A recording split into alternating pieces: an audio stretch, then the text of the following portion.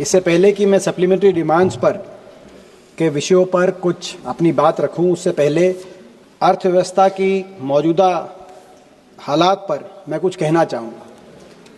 और मैं शुरू करूँगा वित्त मंत्री जी से ये कहकर कि माननीय वित्त मंत्री जी, आपकी फाइलों में गांव का मौसम गुलाबी है, मगर ये आंकड़े झूठे हैं और ये दावा किताबी। मैं इसीलिए कह रहा हूँ कि अभी आप देख रहे हैं सरकार बड़े जोर शोर से कह रही है कि पिछले क्वार्टर में इतनी ग्रोथ हुई इत्यादि, लेकिन वो जो ग्रोथ का आंकड़ा दिया गया है, जो विकास दर दी गई है, वो कितनी उस विश्वसनीय है कि नहीं विश्वसनीय, सबसे पहले तो इसी पे प्रश्न उठ रहे हैं। और ये केवल हमारे देश में नहीं, पूरे विश्व में उठ रहे। आईएमएफ ने सरकार की अकाउंटिंग को सी ग्रेड देने का कार्य किया है मात्र 15 दिन पहले। तो यानी कि आईएमएफ प्रश्न चिन्ह उठा रहा है कि सरकार कैसे अकाउंटिंग करके ये ग्रोथ रेट, विकास दर देश के सामने रख रही। आईएमएफ ही नहीं, बहुत से देश के अर्थशास्त्रियों ने कई बार ये पॉइंट आउट किया जब से नई सीरीज आई है कि ये जो सीरीज है ये NSO, national statistics organisation, income growth के ऊपर आधार करके ग्रोथ रेट और विकास दर देश के सामने रखती है, जबकि होना चाहिए एक्सपेंडिचर ग्रोथ। अगर यूएस कन्वेंशन देखें, अमेरिकी इकोनॉमी और बाकी कई अर्थव्यवस्थाओं में एक्सपेंडिचर ग्रोथ के हिसाब से होता है। अगर इस क्वार्टर भी एक्सपेंडिचर ग्रोथ के हिसाब से हम अपनी इकोनॉमी का ग्रोथ रेट देखें तो 6.1% होना चाहिए, लेकिन आपने बहरहाल दूसरी तरीके से इसको कैलकुलेट किया। और हम आपकी भी माने, आपके दिए हुए आंकड़े माने, नई सीरीज के भी आंकड़े माने, तो भी प्रश्न चिन्ह लगता है इस विकास दर पर कि एक तरफ यूपीए के 10 वर्ष में औसतन विकास दर 8.1% हमारी अर्थव्यवस्था की थी।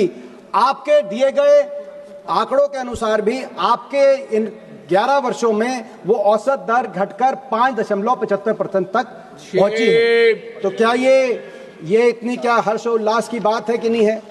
रिकॉर्ड सरकार कह रही है, रिकॉर्ड हमारा विकास दर हुआ। रिकॉर्ड ये विकास दर का नहीं हुआ है, रिकॉर्ड कुछ और बने हैं और 78 साल के रिकॉर्ड लुढ़के हैं। मैं 78 साल यानी कि 8 दशक, मैं 8 रिकॉर्ड बताना चाहता हूं जो आपकी अर्थव्यवस्था की मौजूदा रिपोर्ट कार्ड आपके सामने पेश करेंगे। 78 वर्ष में अगर हमारी मुद्रा करेंसी अगर सबसे निम्नतम स्तर पे पहुंची है तो वित्त मंत्री जी आपके इस कार्यकाल में आज सबसे निम्न स्तर पे पहुंची है। मैं देख रहा था आपका बयान आया कि रुपया इतना नहीं गिरा जितना डॉलर मजबूत हुआ है। हम हरियाणा से आते हैं, कुश्ती खेलते हैं, तो वही बात होगी कि 2 पहलवान आपस में लड़े और जो हारा उसके पिता ये कह रहा है कि मेरा बेटा नहीं हारा, वो दूसरा ज्यादा मजबूत था इसलिए हारा। डॉलर मजबूत हुआ है, लेकिन मैं ये भी आपको बताऊं, एशिया की बाकी करेंसीज की तुलना में, बाकी सभी करेंसीज की आप तुलना करिए, इंडोनेशिया रुपया, फिलीपींस का पीसो, पूरे एशिया की आप बाकी करेंसीज की तुलना में वर्स्ट परफॉर्मिंग करेंसी आज रुपया आपके समय साबित हुआ है। पहला रिकॉर्ड आपका बना है। दूसरा रिकॉर्ड आपका बना है, बधाई आपको दूसरे रिकॉर्ड की, करंट अकाउंट डेफिसिट, यानी कि व्यापार का घाटा, कितना निर्यात और कितना आयात है उसमें अगर करंट अकाउंट डेफिसिट 78 साल का सबसे ज्यादा एक महीने का रिकॉर्ड किया गया है, तो इस साल के अक्टूबर में 41.7 बिलियन डॉलर्स, ये रिकॉर्ड 78 साल का आपने दूसरा बनाने का कार्य किया। और यही नहीं, ये जो आज 1.3% जीडीपी का करंट अकाउंट डेफिसिट है, अनुमानित अगले वर्ष ये बढ़कर 1.7% जीडीपी का होने जा रहा है।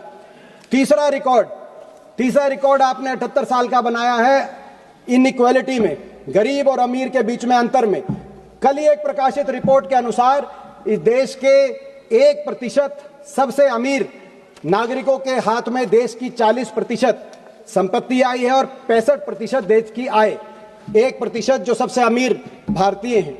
ये गरीब और अमीर में असमानता का 78 साल का ही नहीं, 100 साल का रिकॉर्ड, 1922 से आंकड़े अर्थशास्त्री इन आंकड़ों को ध्यान देते हैं। 100 साल का गरीब और अमीर का अंतर आपने नया रिकॉर्ड बनाने का काम किया। एक और रिकॉर्ड जो पंकज चौधरी जी आपके एमओएस यहाँ पे उपस्थित हैं, उन द्वारा राज्यसभा में एक उत्तर दिया गया है, उनको बधाई भी देते हैं, उनका अच्छा आपकी पार्टी में पदोन्नति होने जा रही है।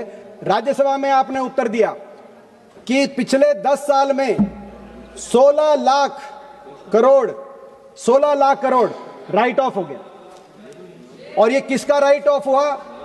ये इसमें कॉर्पोरेट का राइट ऑफ हुआ, किसान का सब जानते हैं। यूपीए के समय हमने 78,000 करोड़ किसान का एक साथ कर्ज माफी किया था। आपके समय 16 लाख करोड़ पिछले 10 साल में। ये भी 78 साल का एक और रिकॉर्ड, चौथा रिकॉर्ड जिसको मैं कहूंगा।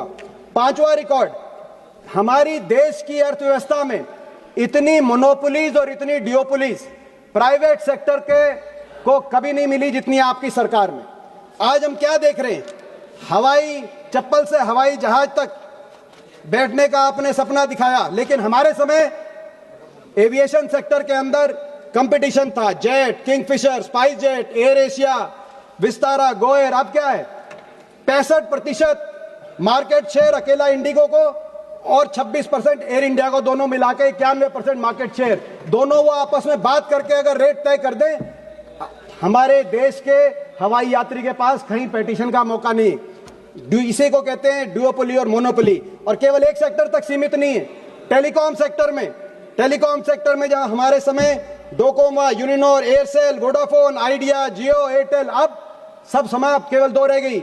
जियो और एयरटेल दोनों मिलाकर अगर हम मार्केट शेयर देखें, 80% टेलीकॉम का मार्केट शेयर केवल जियो और एयरटेल के पास। आपस में वो तय कर लें तो कंज्यूमर के पास कहीं जाने का कोई रास्ता नहीं।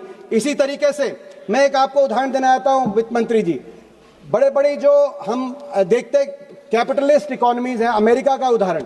अमेरिका में हर सेक्टर में ड्यूओपोली और मोनोपोली को रोकने के लिए कानून है, कंज्यूमर के हक में कानून है कि 30% से ज्यादा किसी सेक्टर में किसी एक कंपनी का मार्केट शेयर नहीं हो सकता। एयरलाइन में भी वहां 30% मैक्सिमम शेयर, उससे ज्यादा होता है तो उसको रोकते हैं।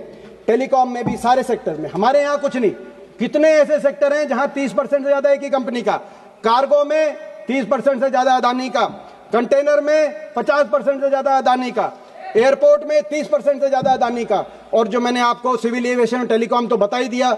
और साथ में मीडिया में तो दोनों, मैं समझता हूं रिलायंस का और अदानी का कितना सारी मीडिया उनके पास है। तो ये मैं समझता हूं मोनोपोलीज और डुओपोलीज, ये भी रिकॉर्ड बना है। कभी देश के 78 साल में ऐसे कंपनियों के हाथ में देश के अलग अलग सेक्टर नहीं गए। छठा रिकॉर्ड, अनएम्प्लॉयमेंट पैटर्न जब से पिछले कई दशकों से एक दिशा में जा रहा था, एक संदर्भ में। क्या संदर्भ में? लोग मैन्युफैक्चरिंग सेक्टर में जा रहे थे और कृषि क्षेत्र से आ रहे थे। एग्रीकल्चर सेक्टर में हमारी जो वर्कफोर्स है उसकी संख्या घट रही थी और मैन्युफैक्चरिंग में बढ़ रही थी। लेकिन आपके सरकार में पिछले 3 वर्ष में ये ट्रेंड चेंज हो गया। अगर पिछले 3 वर्ष में देखें तो मैन्युफैक्चरिंग सेक्टर में, जहां 2014 में यूपीए के टाइम में 12.8% लोग मैन्युफैक्चरिंग सेक्टर में काम करते थे, आज वो घटकर 11.5% ही मैन्युफैक्चरिंग सेक्टर में रह गए। और कृषि क्षेत्र के अंदर जो उस समय कृषि क्षेत्र में 42% 2014 में, आज वो बढ़कर 46% आ गए। यानी कि ये ट्रेंड बदल गया और लोग मैन्युफैक्चरिंग और सर्विस सेक्टर से वापस कृषि क्षेत्र के अंदर जो जा रहे हैं, ये मैं समझता हूं बहुत चिंताजनक हमारे देश के लिए ये एक ट्रेंड है, जिसको जो मैन्युफैक्चरिंग सेक्टर को बढ़ाने देने की आप ये बात करते हैं। इसके बाद हमारा एम्प्लॉयमेंट सातवां रिकॉर्ड, 6 रिकॉर्ड मैंने बताए, 78 साल के जो रिकॉर्ड बनाए आपने। 7वां रिकॉर्ड, डेट। आज तक कभी देश की सरकार और सारे जितने हमारे प्रदेश की सरकारें हैं, सब पे मिलाकर इतना कर्जा नहीं चढ़ा। एक कहावत होती है गांव देहात में कि कर्ज लो और घी पियो, बाद की चिंता किसको करनी, जब ऊपर पहुंच जाएंगे। जो कर्ज लेके घी पीते हैं उनका क्या हाल होता है सब पता है, सारी अर्थव्यवस्थाओं का। आपके समय इतना डेट हो गया। आज मौजूदा स्थिति यह है कि स्टेट्स और सेंटर को मिलाकर टोटल डेट हमारे देश में 82% जीडीपी का डेट है। और ये जितनी भी समकक्षीय हमारी अर्थव्यवस्थाएं हैं, जिसमें डेवलपिंग नेशंस आप कहिए या पर कैपिटा इनकम के हिसाब से जो समकक्षीय हैं, Philippines, Vietnam, Indonesia, Bangladesh, Sri Lanka, Pakistan, जितनी भी साउथ अफ्रीका, ब्राजील, अर्जेंटीना, किसी में भी 30-40% से डेट ज्यादा नहीं है। डेवलप्ड इकोनॉमीज में इतना डेट होता है, अगर अमेरिका में, जापान की आप बात करें, क्योंकि वो एक स्तर तक पहुंच जाती है इकोनॉमी। मगर हमारी देश की अर्थव्यवस्था और ये डेट जो है, ये डेट अब रिसेंटली आप डेट किस बात के लिए ले रहे हैं? चुनाव जीतने के लिए डेट ले रहे हैं। बिहार में मतलब आप कर्जा ले रहे हैं और चुनाव जीतने के लिए कर्जा ले रहे हैं। बिहार में आपने क्या किया? मैं हरियाणा का बताना चाहता हूं। हरियाणा के अंदर चुनाव से 2024 से एक साल पहले हरियाणा के अंदर कुल मिलाकर 8.6 लाख बीपीएल कार्ड थे। चुनाव के लिए आपने बीपीएल कार्ड की संख्या बढ़ाकर 52 लाख कर दी और हरियाणा के 2,53,00,000 मतदाताओं में से 2 करोड़ बीपीएल बन गए। मतलब हरियाणा की आबादी 75% चुनाव के समय, विधानसभा चुनाव के समय आपने 75% below the poverty line declare कर दी। 4-5 महीने तक उनको राशन दिया, बीपीएल के सारी सुविधाएं दी और उसके बाद अब चुनाव के 1 साल के बाद आपने इनमें से आधे राशन कार्ड फिर काट दिए। तो ये ना तो इतनी आंधी से हरियाणा में गरीबी आई जैसे चुनाव से पहले आई और ना ही उसी रफ्तार से अमीरी आई। लेकिन चाहे वो हरियाणा का उदाहरण हो, चाहे बिहार में 10,000 देने की बात हो, आप कर्जा लिए जा रहे हैं, देश को कर्जे में आपने रिकॉर्ड बना दिया। और भाई इसी के साथ जो आपका 8वां ये कर्जे वाला 7वां रिकॉर्ड और 8वां रिकॉर्ड प्रदूषण। देश के इतिहास में इतना प्रदूषण नहीं हुआ जितना वित्त मंत्री जी आपके सरकार, मैंने 8 ही बताए क्योंकि 8 ही दशक हुए देश की आजादी के बाद, लेकिन बहुत से रिकॉर्ड आपने बनाए। कुल मिलाकर आज अर्थव्यवस्था में बहुत फॉल्ट लाइन्स है। आपकी अर्थव्यवस्था में प्राइवेट इन्वेस्टमेंट और प्राइवेट कैपिटल फॉर्मेशन जितनी मजबूत होनी चाहिए वो है नहीं। Public spending, government public spending के हिसाब से आप अर्थव्यवस्था को आप ग्रोथ रेट की तरफ आपने प्रयास कर रहे हैं और मगर पब्लिक स्पेंडिंग के लिए आप कर्जा ले रहे हैं।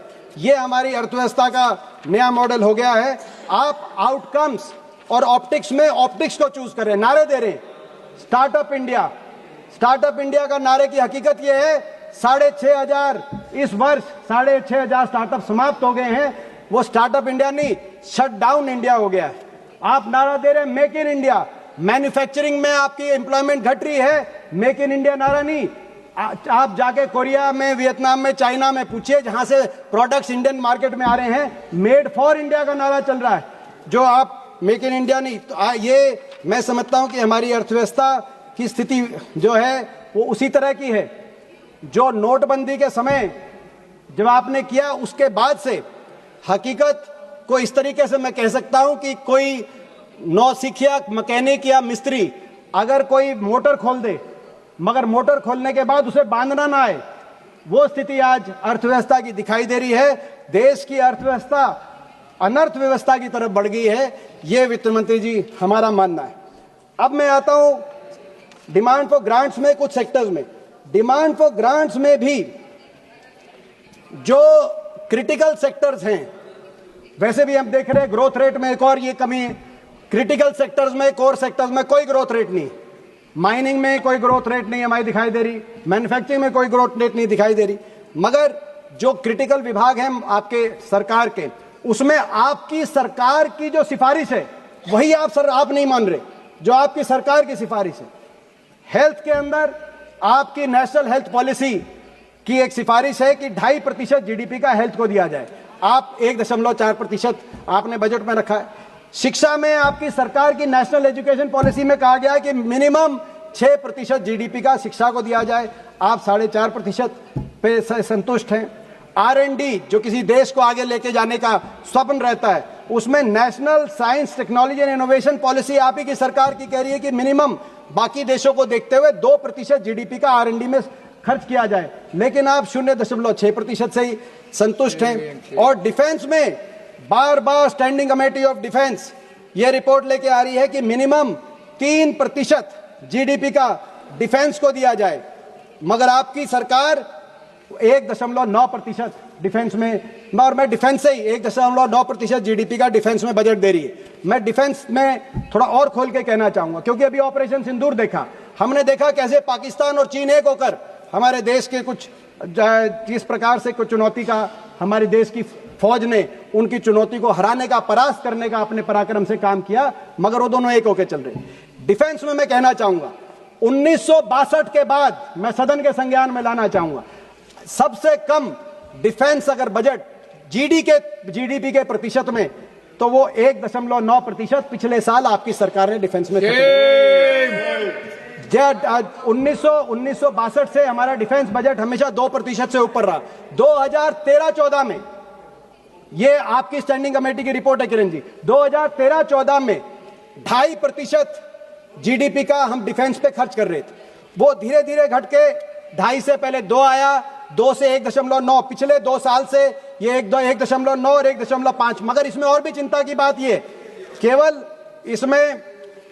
केवल डिफेंस का बजट गिरावट आई है, वही नहीं, इसमें कैपिटल आउटफ्लो थी इसका 30% से भी कम है। जो मॉडर्नाइजेशन का आपको बजट चाहिए उतना मॉडर्नाइजेशन का बजट नहीं। और रिपोर्ट कार्ड हम क्या दें? Air chief marshal AP Singh ने, एयर चीफ मार्शल ने क्या कहा? उन्होंने कहा कि टाइमलाइन बहुत बड़ा इशू है, समय से कोई प्रोजेक्ट पूरा नहीं हो पाता है और इसको हमें देखना ही पड़ेगा, हमारी सरकार भी इस पे उसको देखना ही पड़ेगा। हम कुछ ऐसा प्रॉमिस क्यों करते हैं जिसको पूरा ना कर पाए? आपके deputy chief of army staff Rahul Singh ने क्या कहा? उन्होंने कहा कि जो इक्विपमेंट जनवरी में डिलीवर होनी थी वो आज तक डिलीवर नहीं, अगर हो जाती तो ऑपरेशन सिंदूर में कहानी कुछ और होती। ये उन्होंने पब्लिक फोरम पे ये कहा। और आपका डिफेंस बजट आप घटा रहे हैं। और डिफेंस बजट में मैं एक और चीज कहूंगा, इसमें अग्निवीर जैसी योजना आप ले आए जिसमें हमारी देश की फौज को कितना नुकसान हुआ है, आप अंदाजा लगा सकते हैं कि फौज के। उसके साथ साथ मैं ये भी बताऊंगा कि एयरफोर्स मॉडर्नाइजेशन का बजट आपने घटा दिया। एयरफोर्स में आज हमें 60 स्क्वाड्रन की जरूरत है, 60 स्क्वाड्रन की, मगर जो यूपीए के समय 42 स्क्वाड्रन थी, आज वो 31 स्क्वाड्रन रह गई एयरफोर्स में। और वो जो स्क्वाड्रन यानी कि 18 से 24 हवाई जहाज, इन स्क्वाड्रन में भी कई स्क्वाड्रन के अंदर जैगुआर जैसे आज जहाज हैं, जो दुनिया में तमाम मुल्कों में इस जहाज को रिटायर कर दिया गया है।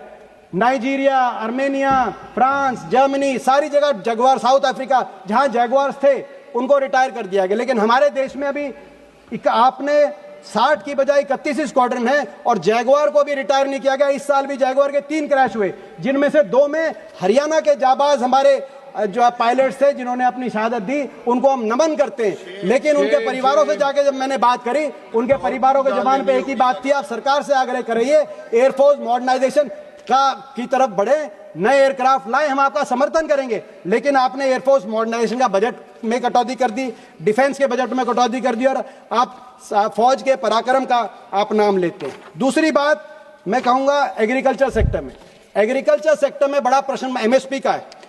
यूपीए के समय हमारी एमएसपी में पैडी, वीट दोनों में 12% और 13% की बढ़ोतरी हुई प्रति वर्ष औसतन, और दालों में चावल हो, मूंग हो 20% और 22% की औसतन बढ़ोतरी हुई प्रति वर्ष।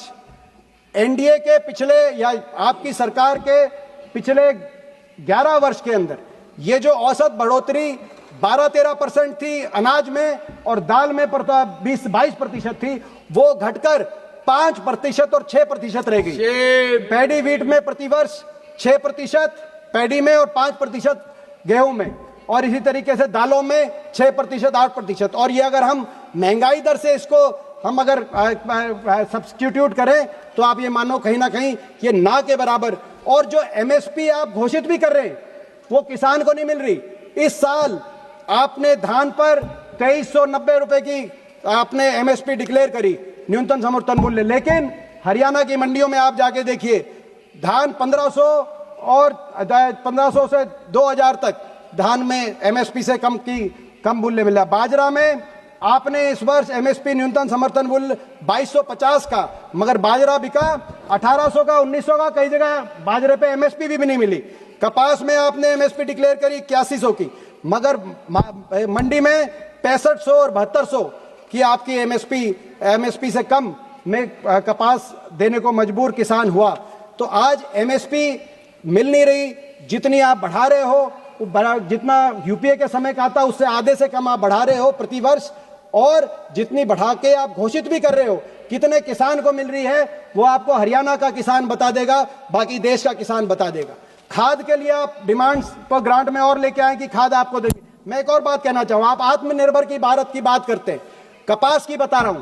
कपास में इस वर्ष आपने 11% की इंपोर्ट ड्यूटी खत्म कर दी। कपास में विदेश से कपास आ रहा है और हमारे देश के कपास का जो पैदावार करता है किसान, उनको न्यूनतम समर्थन मूल्य भी नहीं मिल रहा। ये आत्मनिर्भर भारत का आप मॉडल देश के सामने रख रहे हैं। इसी तरीके से खाद की बात है, लगातार पूरे देश में हम देख रहे हैं, हरियाणा में देख रहे हैं, खाद थानों में बिक रही है। हरियाणा में तो जो लाइन लग के उसमें कभी लाठीचार्ज होता है और अपने किसान को अपने हाथ पे एक मोहर लगवाती है सरकार कि भाई ये लाइन में लगा हुआ है। तो ये क्या जो है, मैं समझता हूं कि कृषि क्षेत्र में दूसरी बात आती है मजदूर की, किसान और मजदूर। हमारे साथी ने एक प्रश्न पूछा था लोकसभा में, उसका कल जो है इस हफ्ते उसका उत्तर मिला। उस प्रश्न के अनुसार मनरेगा की क्या स्थिति है, मैंने किसान की बात करी, मैं मजदूर की भी बताऊंगा आपको। मनरेगा की स्थिति है, आप अंदाजा लगाएं, हरियाणा में 8 लाख मजदूरों ने रजिस्टर करा रखा है मनरेगा के लिए, मगर पिछले वर्ष मात्र 2100 मजदूरों को 100 दिन की पूरी मनरेगा को पे लिया गया है। तो आप अंदाजा लगाएं ये स्थिति।